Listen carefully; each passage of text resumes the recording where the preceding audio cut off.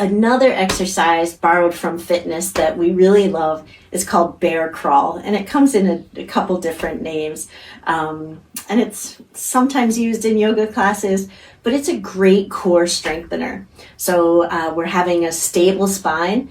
Those deep transverse abdominals are engaged. You can incorporate the pelvic floor breath as well. And so coming into that table pose, so drawing the whole waist in, and then tuck the toes, inhale, and then as you exhale, we're just going to press into the hands and lift the knees away from the ground. Shoulders stay right over wrists.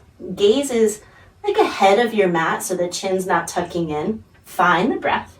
See if you can keep the back mostly flat. I mean, it will curve a little bit. You can even look down, make sure the shins are more or less parallel. You can even walk the toes a little bit forward.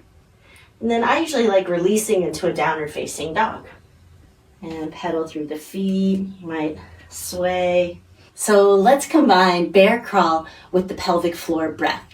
And so it's the same thing. It's adding on a layer of challenge in these poses that we do fairly frequently. And so whenever you kind of challenge the pelvic floor and you're building pressure, at the same time you're building awareness and engagement. So